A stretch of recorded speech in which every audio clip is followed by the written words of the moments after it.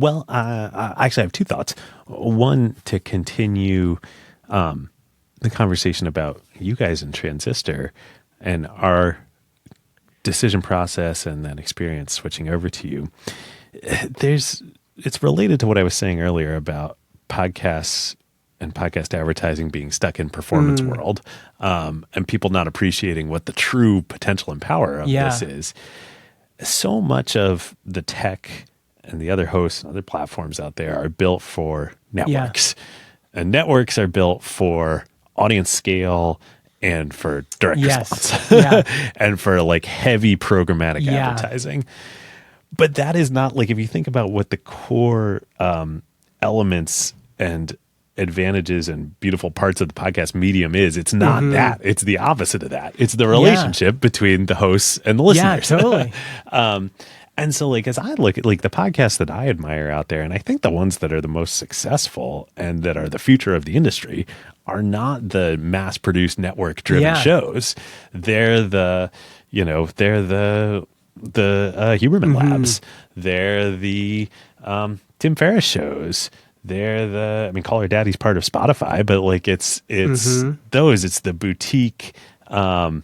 Highly passionate about their show and their craft. It's David Senner at Founders. It's it's all those folks. So I think for you guys, like Transistor is such a great platform for that. For the independent shows that it's like the life's work of the hosts, where they aren't employees of some big network that's churning out their 57th show that a lot of the other tech in the industry is built for.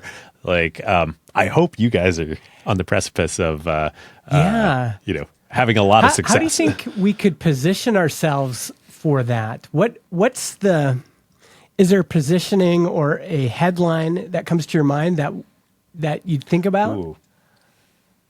Well, it's different in many ways, but I think about like in the venture world, Benchmark versus like Andreessen or something like that. Like, we've done episodes on all these, investment VCs, investment firms. Benchmark is the elite boutique partnership. There's 5 partners. There's nobody else.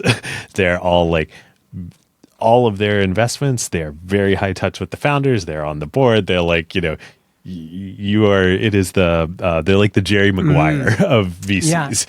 And then most of the other VCs out there are big industrial conglomerates, multi-stage, many billions of capital under management. They're the agencies that Jerry Maguire was leaving when he started in the movie. I think you guys could position as sort of that the Benchmark type approach of, we are here to support for, let's take a Huberman Lab, right? Like they're a boutique team that are highly dedicated to what they do. Maybe they'll sell but I don't think they'll ever sell to my mind, they'll never sell the pod. They're going to be there's like 5 people involved in that. They work super hard. They care so deeply about what they do, and they probably want a lot of custom stuff, and they're never going to join a network. Never. So like you guys should be the perfect platform for them. That boutique independent show. That's what I think I'm going to be thinking about. Is what's the language? How do those shows describe themselves? Like you use the words independent, you use the words boutique, not a network, not an agency. It'd be interesting to think more. I think self-owned too is a big part of it. Self-owned, I think, is a big part of it. Like, which is related to not being part of a network, but like, Andrew and his, partners in the show, they own Huberman Lab. Huberman Lab is not like a division of, the New York Times or something like that. And so thus all of this success, all the audience growth, all the success, all the revenue, that is money in their pockets. Like they own the equity value and the revenue from that. And that's just such a powerful driving force versus of like, you're an employee of a network that makes a show. It's funny because your show is often about these big, like you have a venture capital background, but you're really passionate about building a bootstrapped business. Yes, it's quite ironic. Because that's the spirit for sure. Yeah, I'm going to think about that. That's really wonderful. Cool.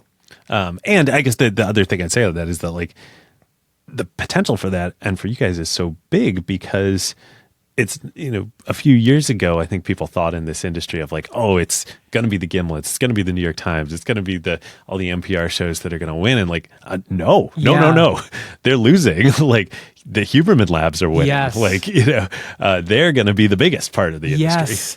Yeah, you're right. And in that sense, this is very timely because the headlines right now is that podcasting is dying or podcasting is in trouble. Right. Podcast industry's on fire.